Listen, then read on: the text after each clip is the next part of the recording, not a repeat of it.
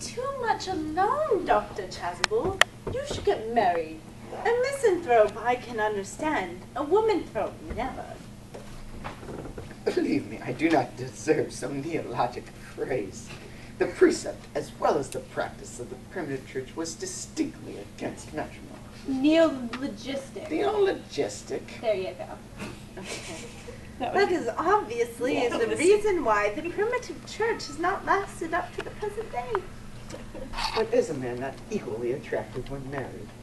No married man is ever attractive, except to his wife. And often I hear, not even to her. I love it! For you until Monday afternoon. I have returned sooner than I expected, Dr. Chasuble. I hope you are well. Dear Mr. Worthy, I trust this garb of woe does not betoken some terrible calamity. My brother. More shameful deaths and extravagance. That's not death. That's Still leading his life of pleasure. Death. Dead.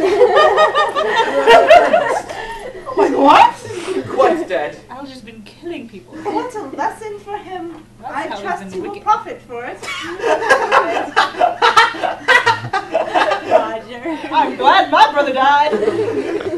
Charity. Prison. Charity. We'll go to the next Now I'm talking to you Yeah, across the it'll be table. nice. It's like christenings of Spain. Well, I hope ideally you would have a smaller table. in front of. Or behind. Yeah, when we get to it. Run to him. Uncle Jack! separately. Oh, I'm so pleased to see you. I What lied. gorgeous clothes you have on. Do go and change them. Cecily!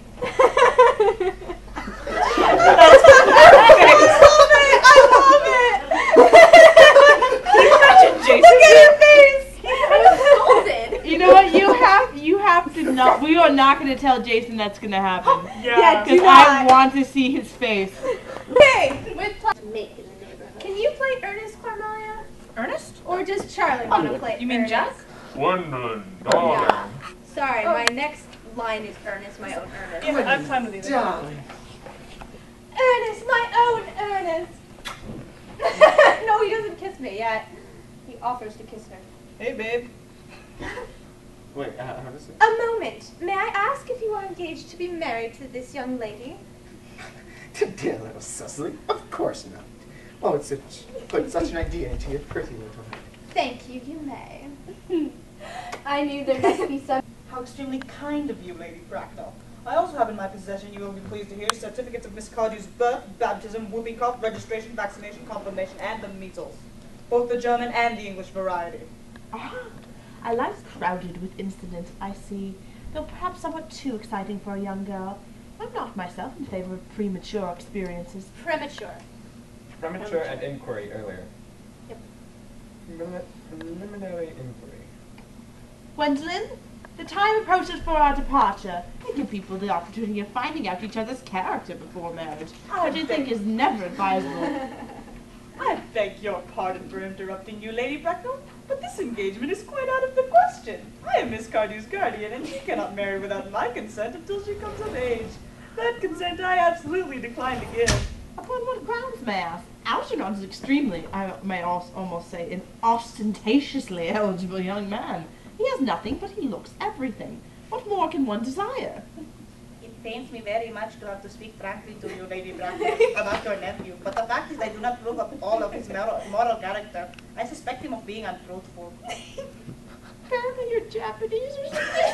Spanish, that was Spanish. That was Speedy Gonzalez. Actually, I don't know what that was. Are we doing a round the world tour? Or? Pretty much. Mr. Wood. Okay, hold on. Untruthful. Around Yorkshire My in 80 nephew, days. Algernon, if possible. He's an Oxonian. I fear there can be no possible doubt. Can we just skip that Yeah, one? skip that paragraph. Ahem. Mr. Worthing, after careful consideration, I have decided entirely to overlook my nephew's conduct here. That is very generous of you, Lady Bracknell. My own decision, however, is unalterable. I decline to give my consent. Come here, sweet child. How old are you, dear? Pray excuse me, Lady Bracknell, for interrupting you again, but it is only fair to tell you that according to the terms of her grandfather's will, Miss Cardew does not come legally of age till she is 35.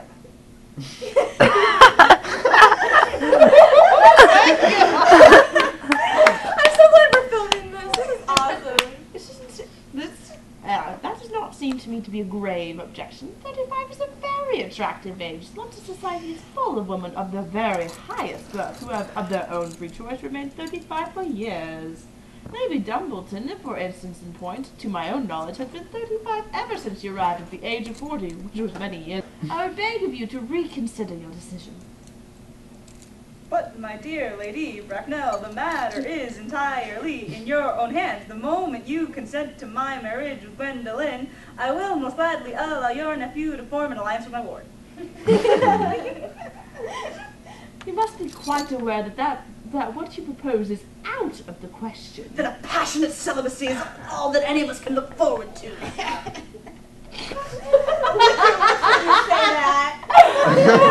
For this is not Sparta. Victorian England. Who? Okay, moving on. I don't know where I am anymore. That is not the destiny. Sorry. There was all this passion and I got lost. Tonight we dine on muffins. Miss Prism? Did I hear you mention a Miss Prism? Yes, lady. How do I know who she is? I have no idea. She's That's just odd, that that's famous. true.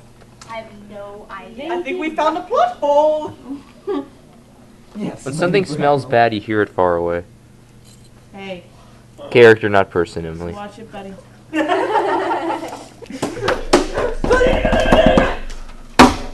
Uncle Jackson extremely agitated. It has stopped now. No, your guardian has a very Your emotional. guardian has a very emotional nature. The noise is extremely unpleasant. Miss Prism, more is restored to you than this handbag. That was the baby you placed in it. You?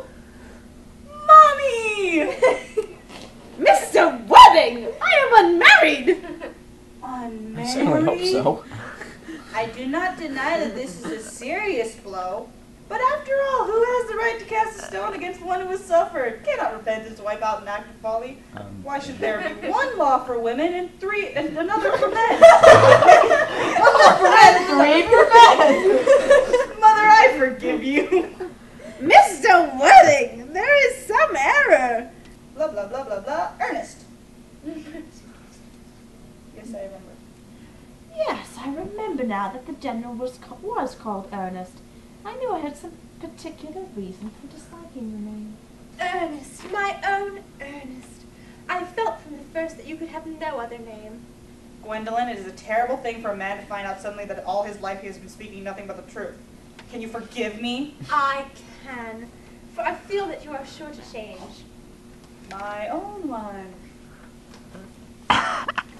Letitia. Oh, I thought. Oh, never mind. Oh.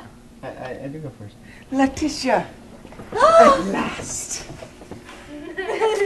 Successfully, at last. Gwendolyn! At last.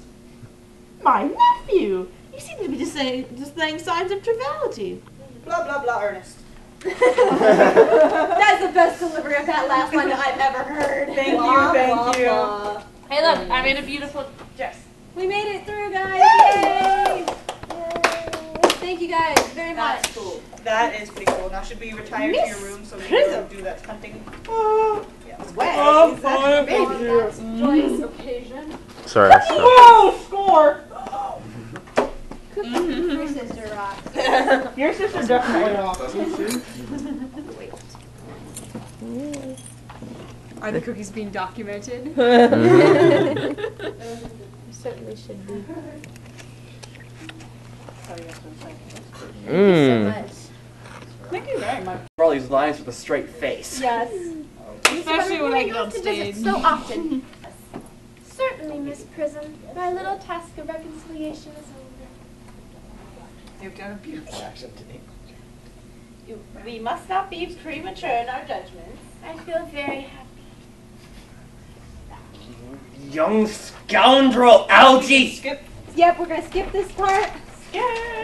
Oh.